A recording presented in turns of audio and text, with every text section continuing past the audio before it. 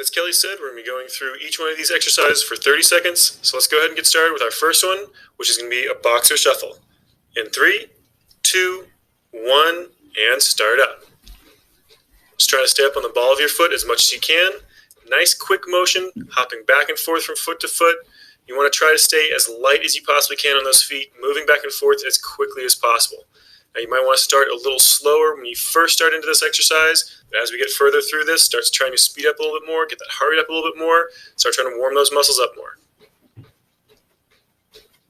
We've got about 5 seconds left until we switch to an overhead reach with stretch. And go ahead and switch. Nice tall stretch with those hands over top of your head, then down to those feet and back up. Go ahead and round that lower back as you stretch down towards those toes. Then come back up, nice straight spine as you come up to the top. Just alternate back and forth, nice deep breath into the top.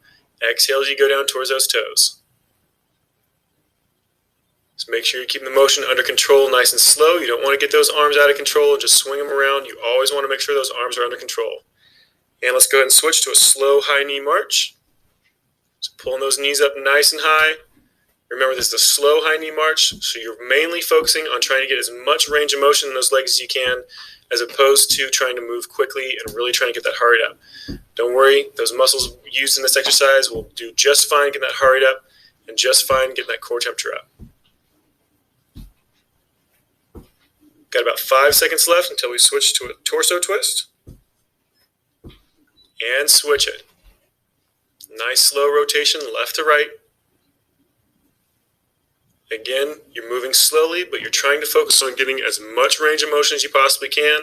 You can let those hips rotate left to right a little bit if you want to get those hips into it a little bit more, that hip socket. Otherwise, you can keep those hips perfectly parallel to the wall or to the ground and just rotate from that torso, keeping those hips stationary. Now you got about 5 seconds left until we switch to an alternating toe touch. And go ahead and switch it. This is an alternating toe touch kick, so that leg's going to come up in front, reaching down towards that foot with the opposite hand. Again, nice controlled motion. You don't want to just kick that leg uncontrollably. You want to feel like you could almost stop at any point through this motion and hold it. You should feel a little bit of a stretch to that hamstring as you reach down towards that toe. And the main thing, though, is trying to warm up that lower back and those glutes as well as that hip flexor in the front, trying to really get everything nice and limber. And switch to a full torso circle next. Going all the way around in a nice big circle, pausing at the top, stretching that chest down towards those toes, keeping a relatively flat back. Legs nice and straight, maybe just a tiny, tiny bit of a bend in those knees, but otherwise pretty much perfectly straight.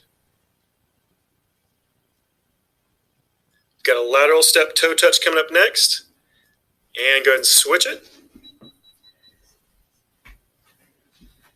Just stepping back and forth, nice slow controlled motion again. But you want to again start trying to work that range of motion. Squat down nice and low on that leg that you have underneath you. Kick that other leg out back behind you nice and far. Again, trying to work that range of motion. Everything should be under control. You should never feel like your muscles or your arms or your legs are out of control at any point. All right, moving on to squats next in just a few seconds. And go ahead and switch it.